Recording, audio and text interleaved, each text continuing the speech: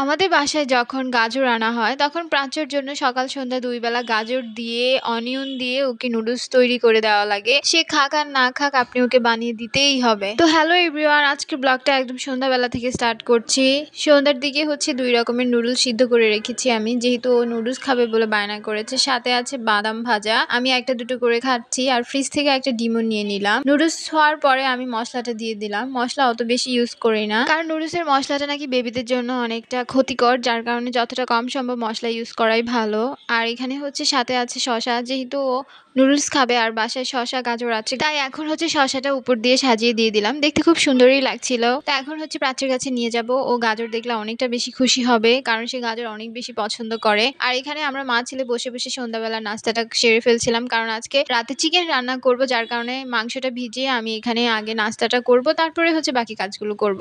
সাথে সাথে প্রাচ্যকেও নাস্তাটা করিয়ে দেবে, যেহেতু সন্ধ্যা হয়েছে অনেক আগে আর সে উঠেছে অনেক আগে ঘুম থেকে। আস্তে আস্তে বড় হচ্ছে, তার পাশাপাশি প্রাচ্যের খাবারের স্বাদটাও বুঝতে পারছে। এখন অনেক রকম খাবার খায়। এখনকার বাচ্চাদের কথা তো আপনারা জানেনই, খাবার নিয়ে কতটা বেশি বায়না ধরে। ওকে মাঝে মধ্যে নিজে নিজে খেতে দিলে ও সবকিছু ওলট পালট করে ফেলে, যার কারণে অনেক সময় চাইলেও দিতে পারি না। আমি খাইয়ে দিই, তাহলে তাড়াতাড়ি খেতে পারে। আর অনেক কিছু হচ্ছে দিলে ঠান্ডা করে ফেলে। আমি যদি নুডলসটা ওকে খেতে দিতাম, ও ঠান্ডা করে ফেলতো। খেতে খেতে মনে হলো আমার বানানো সসের কথা। সসটা নিয়ে আসলাম ফ্রিজ থেকে, একটু ঢেলে নেব। সস দিলে কিন্তু টেস্টটা আরো বেশি ভালো লাগে, যদিও প্রাচ্য সসটা অতটা পছন্দ করে না নুডলসের সাথে। অলমোস্ট 5টা বেজে গেছে, আর বেশি একটা লেট করা যাবে না। তো খাবার দাবার শেষে আমি হচ্ছে রান্নাঘরে ডিরেক্ট চলে আসলাম। সব মশলাপাতিগুলো কাটাকাটি শেষ, বাটাবাটিও শেষ। এখন আলুটা আগে আমি ভেজে নেব, হালকা একটু লাল লাল করে ভেজে তারপর উঠিয়ে নেবো। আজকের মাংসটা অন্যরকম ভাবে রান্না করব। তার আগে মশলাগুলো সাজিয়ে নিলাম। এখানে আমি মরিচ বেটে নিলাম।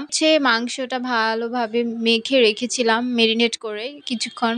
তারপর আজকে পেঁয়াজগুলো একটু বড় বড় করে কেটেছি, রসুনও দিয়েছি সাথে। আজকের মাংসটা আগে কেটে কুটে ধুয়ে ভালোভাবে সরিষা তেল, তারপরে হচ্ছে হলুদের গুঁড়া, ধনিয়ার গুঁড়া, জিরের গুঁড়া দিয়ে ভালোভাবে মেরিনেট করে আধা ঘন্টার মতো রেখেছিলাম। তারপর আজকে হচ্ছে আমি শুকনা মরিচ বাটা দিয়েছি, সাথে আদা জিরা বাটা তো আছেই। আগে হচ্ছে পেঁয়াজ আর রসুনটা দিয়ে ভালোভাবে কিছুক্ষণ নেড়ে চেড়ে তারপরে বাকি মশলাগুলো দিয়ে একটু কষিয়ে তারপরে মাংসটা দিয়ে দেবো। আর মাংসটা সিদ্ধ হতেও খুব বেশি একটা টাইম নেয়নি, কারণ যেহেতু একদম পুরো বেবি ছিল, যার কারণে হচ্ছে খুব বেশি একটা টাইম লাগেনি রান্না করতে। আমি মাংসটা পাশে আলুগুলোর সাথে সাথে দিয়ে দিয়েছি। আর এখন কিছুক্ষণ নেড়ে ছেড়ে তারপরে হচ্ছে আমি সুন্দর মতো ঢেকে দিয়ে যাব। চুলার আঁচটা হচ্ছে অতটা কমাবো না, একটু বাড়িয়ে দিয়েই যাব। আমি হচ্ছে এক সাইডে দারুচিনি এলাচ এগুলো ভিজিয়ে রেখেছিলাম, এগুলো ভিজে হয়ে গেছে। এখন হচ্ছে আমি বেটে নেব, হালকা পরিমাণে নিয়েছি যেহেতু মাংস অর্ধেকটা নিয়েছি। আর মাংসের মধ্যে হচ্ছে গরম মশলা বেটে না দিলে আসলে স্বাদটা পাওয়া যায় না।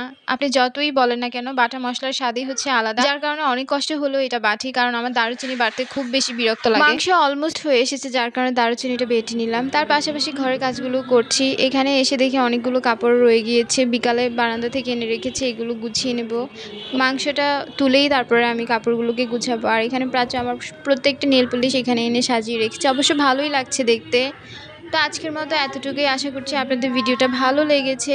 আর আজকের মতো এখানেই বিদায় নিয়ে নিচ্ছি, কারণ এখন রান্নাবান্না শেষ, একটু রেস্ট নেব। Tata bye.